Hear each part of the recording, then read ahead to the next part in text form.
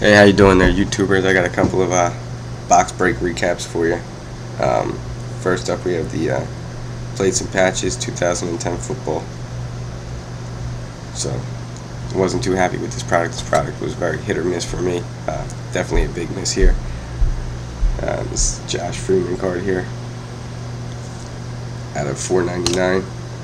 Joe Hayden out of 100. Keith Totson